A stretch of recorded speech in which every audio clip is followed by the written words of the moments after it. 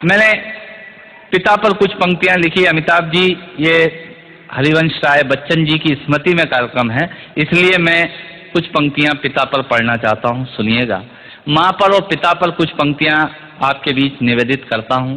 आप यहाँ जितने लोग बैठे हैं, मुझे नहीं मालूम कि किनकी माँ जीवित हैं और किन्होंने माँ को खो दिया, पर मेरा व्यक्तिगत मत यह है कि जिनकी माँ जीवित हैं, जिनके पिता जीवित हैं, वो दुनिया के सबसे संपन्न लोग हैं, वो दुनिया के सबसे अमीर लोग हैं, वो दुनिया के सबसे धनाढ्य लोग हैं।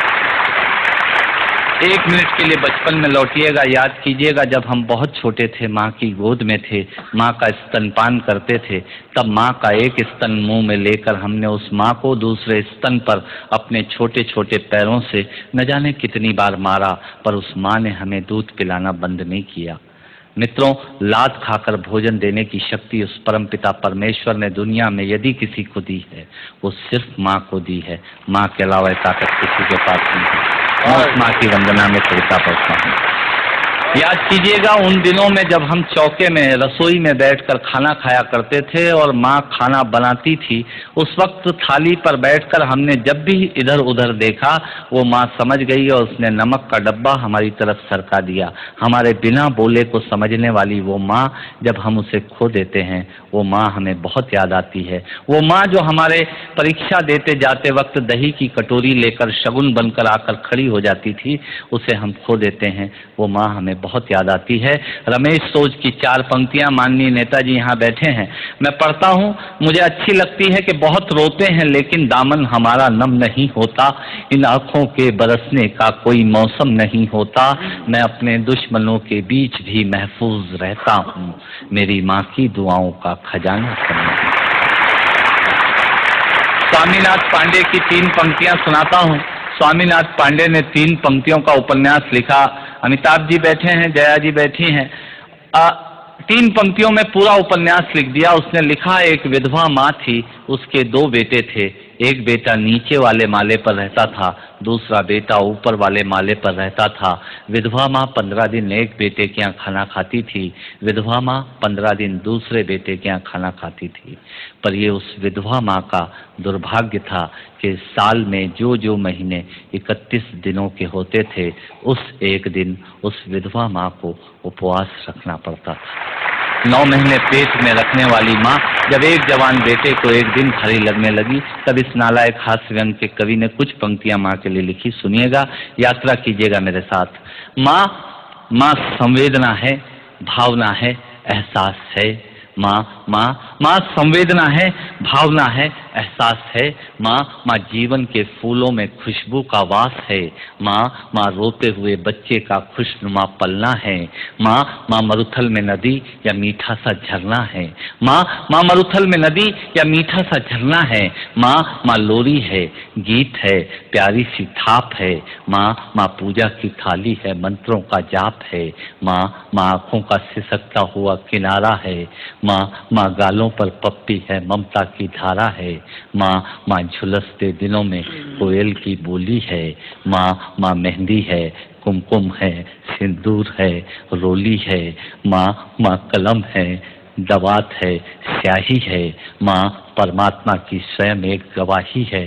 माँ त्याग है, तपस्या है, सेवा है। माँ फूंक से ठंडा किया हुआ कलेवा है। माँ अनुष्ठान है, साधना है, जीवन का हवन है। माँ जिंदगी के मोहल्ले में आत्मा का भवन है। माँ चूड़ी वाले हाथों के मजबूत कंधों का नाम है। माँ काशी है, काबा है और चारों धाम है। माँ चिंता है, याद है, हिचकी है। माँ बच्चे की चोट पर सिसकी है। माँ चूल्हा, धुआं, रोटी और हाथों का छाला है।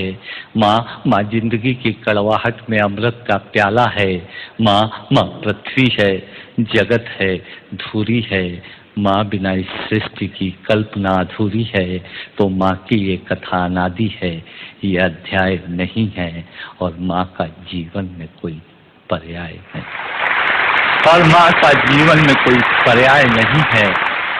तो माँ का तो माँ का महत्व दुनिया में कम हो नहीं सकता और माँ जैसा दुनिया में कुछ हो नहीं सकता। माँ जैसा दुनिया में कुछ हो नहीं सकता। तो मैं कविता की ये पंक्तियाँ माँ के नाम करता हूँ। मैं दुनिया की सब माताओं को प्रणाम करता हूँ। और कहा साहब के बिना पिता के माँ का अस्तित्व नहीं होता। किसी ने शेर कहा कि पक्के फल पेड़ों से रिश्ता तोड़ जाते हैं और अपाहिज बाप हो जाए तो बेटे छोड़ जाते हैं। पिता जब पुत्र को बाजार में ले जाता है और जेब में 50 रुपए होते हैं और बच्चा 200 रुपए के सामान को खरीदने की जिद करता है, उस वक्त एक पिता की विवशता और बच्चे की जिद, इसके बीच के एहसास में खड़े होकर पंक्तियां सुनिएगा। पिता क्या होता है। अमिताभ जी आपको समर्पित करता हूं। अमर सिंह जी बैठे हैं। पिता जीवन है, संबल है, शक्ति है। पिता सृष्टि के निर्माण की अभिव्यक्ति है। पिता अंगुली पकड़े बच्चे का सहारा है। पिता कभी कुछ खट्टा कभी खारा है। पिता पालन है, पोषण है, परिवार का अनुशासन है। पिता धौंस से चलने वाला प्रेम का प्रशासन है। पिता रोटी है, कपड़ा है, मकान है। पिता छोटे से परिंदे का बड़ा आसमान है। पिता छोटे से परिंदे का बड़ा आसमान है। पिता अप्रदर्शित अनंत प्यार है। पिता है तो बच्चों को इंतजार है। पिता से ही बच्चों के ढेर सारे सपने हैं। पिता है तो बाजार के सब खिलौने अपने हैं। पिता है तो बाजार के सब खिलौने अपने हैं। पिता से परिवार में प्रतिपल राग है। पिता से ही माँ की बिंदी और सुहाग है। पिता परमात्मा की जगत के प्रति आसक्ति है। पिता गृहस्थ आश्रम में उच्च स्थिति की भक्ति है। पिता अपनी इच्छाओं का हनन और परिवार की पूर्ति है। पिता रक्त में दिए हुए संस्कारों की मूर्ति है। पिता एक जीवन को जीवन का दान है। पिता दुनिया दिखाने का एहसान है। पिता सुरक्षा है अगर सिर पर हाथ है। पिता नहीं तो बचपन अनाथ है। पिता नहीं तो बचपन अनाथ है। पिता नहीं तो बचपन अनाथ है। तो पिता से बड़ा तुम अपना नाम करो। पिता का अपमान नहीं, उन पर अभिमान करो, क्योंकि माँ बाप की कमी को कोई पाट नहीं सकता और ईश्वर भी इनके आशीषों को काट नहीं सकता। विश्व में किसी भी देवता का स्थान दूजा है। माँ बाप की सेवा ही सबसे बड़ी पूजा है।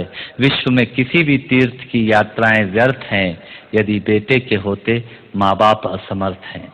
यदि बेटे के होते माँ बाप असमर्थ हैं। वो खुश नसीब हैं माँ बाप जिनके साथ होते हैं, क्योंकि माँ बाप के आशीषों के हाथ हजारों हाथ होते हैं।